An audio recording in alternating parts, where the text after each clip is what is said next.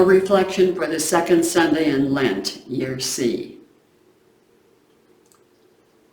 The first reading today from Genesis and the Gospel from Luke, the story of the Transfiguration, are stories of transformation. They are stories of light. Light is the transformation of matter into energy, the transformation of what is material or something that seems stable in our eyes into what is moving, glowing. Think of the burning wick of a candle. These readings are of transformation on different levels of living and being. First, in the Old Law, is the evolution from a nomadic way of living to a settled way. Besides God's promise to Abram to be the father of many descendants, these descendants will have their own land. These people will follow a person to a place on earth. In the new law, Jesus' law of love, people are given a new way to live. The New Testament writers help us to see that the Hebrew scriptures are a foreshadowing of the Christian scriptures. And those writers who compiled the writings for the liturgy have chosen passages that connect the message of the Old Testament to that of the New Testament. In the Genesis reading, God tells Abram that he will have as many descendants as there are stars in the sky. Look up at the sky and count the stars if you can. Just so shall your descendants be. One can think of that gift as God promising the energy of life, the energy of the stars to Abram and his family. God also promises Abram's descendants a land of their own. To your descendants I give this land, from the Wadi of Egypt to the great river, the Euphrates. On the altar of Abram's animal sacrifice to confirm his acceptance of God's gift, a flaming torch burst forth. Another light, energy, and new life, transformation.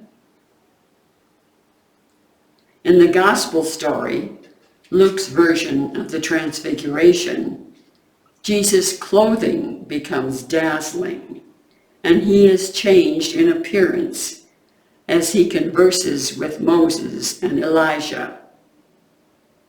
Another sign of transformation, light.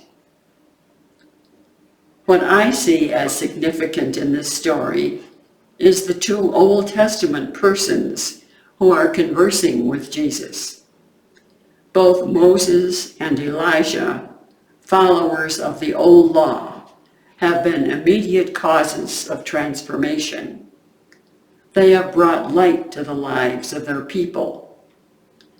Moses has led his people out of the land of Egypt back to the land given to Abram, that 40-year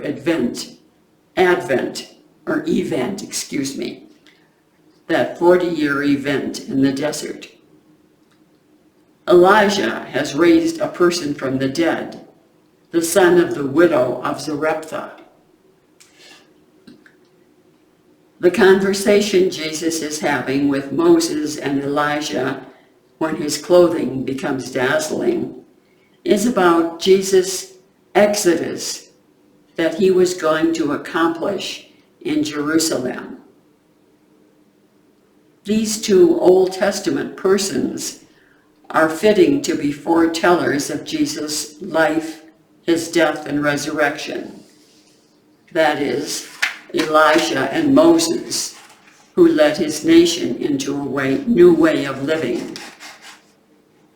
Jesus will lead his followers into a new way of being.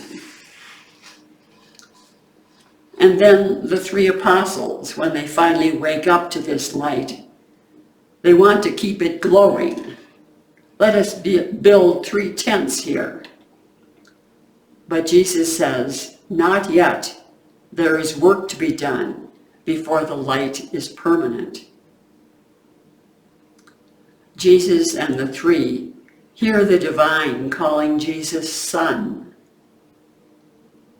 Jesus' understanding of himself and his mission are being transformed. The 3 apostles choose to stay with Jesus, and they too are beginning to be transformed, to recognize the light, to see on a different level.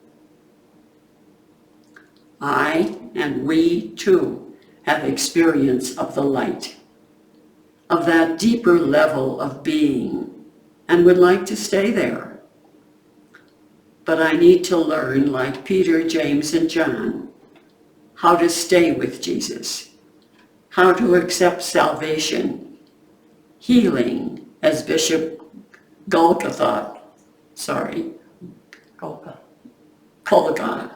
defines it.